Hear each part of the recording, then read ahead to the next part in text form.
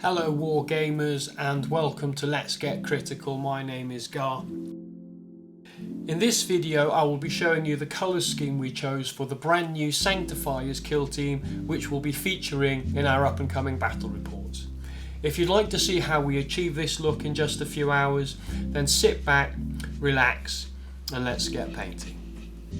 The first colour I used for a primer was a Citadel colour called Mechanicus Standard Grey, and the brush I'll be using is a cheap brush from the hobby store which only cost a few pounds, and it's got some very long bristles.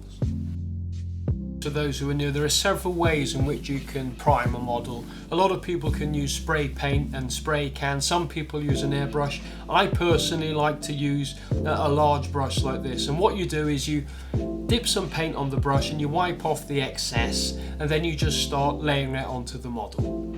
Generally it's best to use two thin coats, and in this here you'll see me doing the first coat, and as you can see the trick is to keep the paint moving all the time.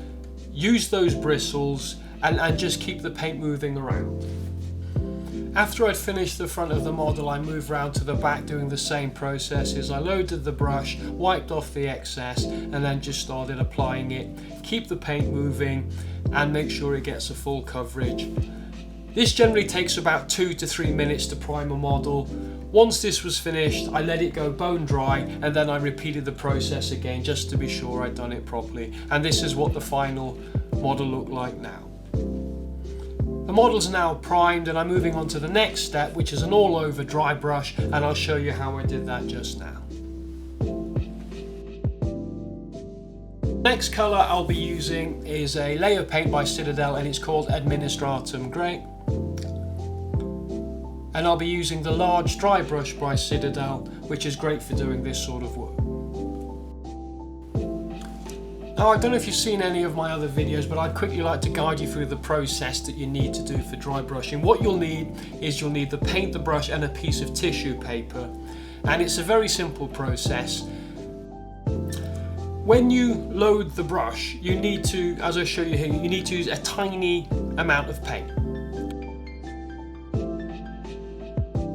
Go to the palette and you wipe off most of the excess, and that's fine. That's all you need on the brush. And then after you've worked it into the bristles, you then take it to the tissue paper and you wipe off all the excess. Now it sounds a bit daft, but what you're doing is you're ending up with a very large brush with some very large bristles, and as you can see there's very little paint on there, and now you're ready to start dry brushing. And to start the dry brush process, we now just gently flick the brush over the model, and what we're actually doing is we're putting that Administratum Grey colour over the Mechanicus Standard Grey colour, but it's only catching the raised areas and it's leaving the darker grey colour into the recesses and creating a highlight effect. After a while you'll need to load the brush with more paint because you'll realise, so again we just use a tiny amount of paint, and then we go to the palette and we work it into the bristles, and we make sure that it's got a good coverage around the end of the brush, and then again we go to the kitchen roll and we just wipe off all the excess. And as soon as you've done that, as soon as you've wiped off the excess, you can pick up the model and you can start dry brushing again. Here I go to the back of the model and I just start flicking it over gently, and I just start creating that highlight effect, putting that Administratum Grey over the Mechanicus Standard Grey and building up that colour ready to paint in the next stages. Here's what the model looks like now that it's had a dry brush of the Administratum Grey. In the next stages we'll be adding colour, and I'll show you how we did that just now. The first colour I chose to use was a Citadel colour. It's a layer paint and it's called Teclis Blue. And for the brush I chose the character brush by the Army Painter.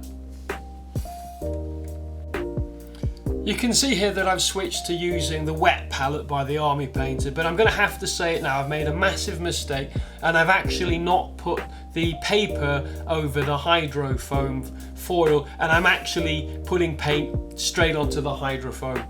It's the first time I've used this in a video and it's really embarrassing, but as you can see you just load a little bit of the paint onto the palette, and then very slowly, using just the tip of the brush, you start adding some colour to the model. The first piece that I chose to paint was the helmet, and very slowly, bit by bit, making sure there's only a small amount of paint on the brush, you just start building up the colour. Using the wet palette means that the paints are very opaque and it's definitely going to take 2 coats, but this is me just applying the first coat here. And after the helmet I moved on to the body, and I did this piece here around his upper body. I then moved on to do the sleeves, and I painted those blue as well. And after I'd finished the sleeves, that was most of the blue. I let the model dry and then I gave it a second coat, and this is what it looks like now. I continued to add more colour. The next colour I used was a Citadel colour. It was called Sycorax Grey. I carried on using the Army Painter character brush.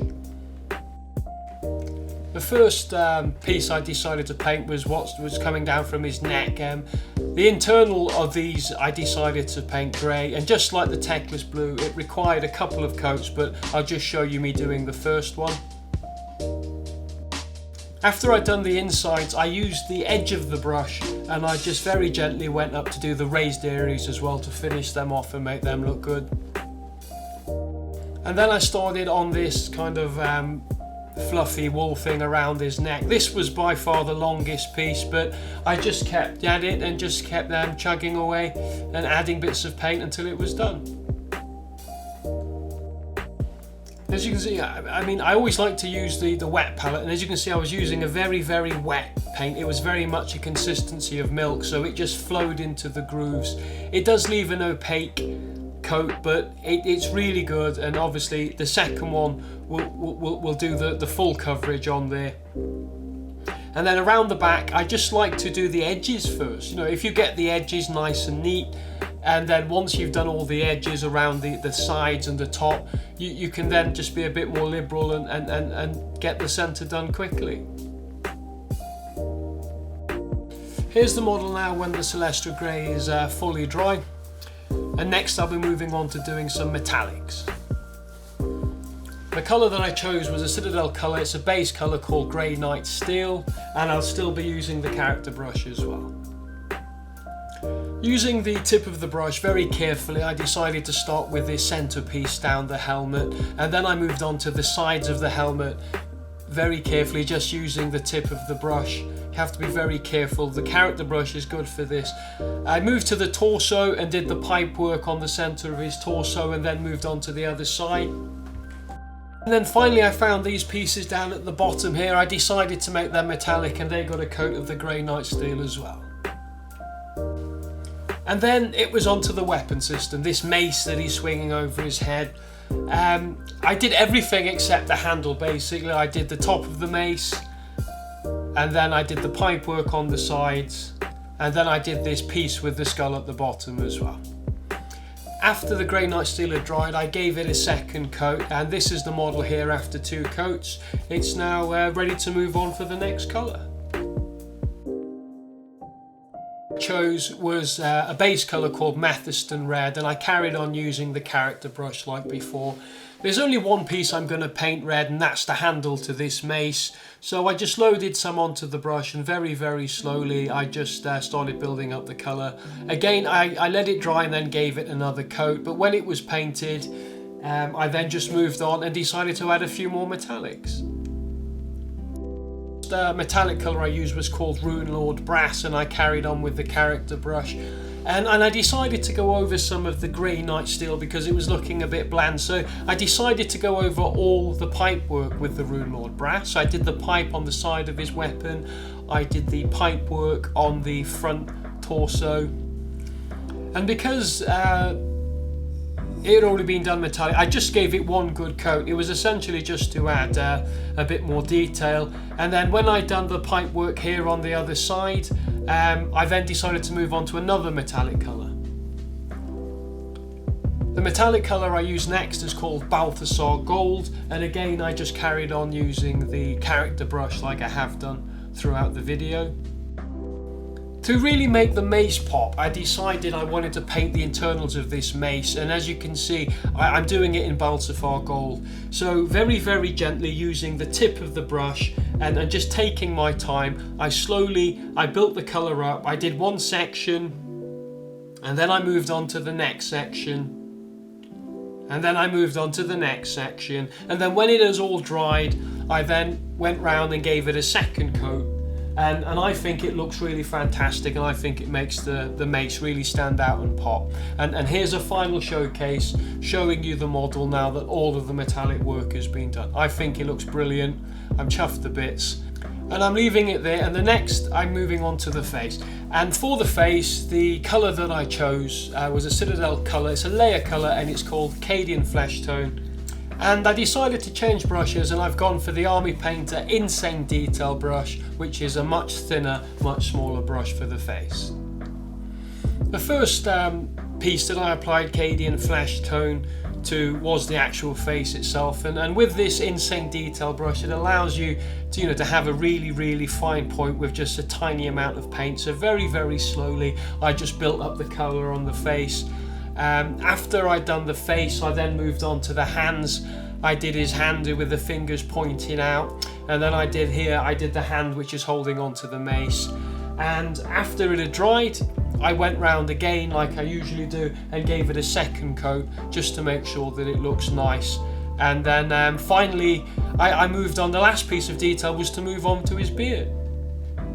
The colour I chose for his beard was grey Seer. I thought I'd make him look a bit old and a bit like Santa Claus, and I carried on using the Insane Detail brush.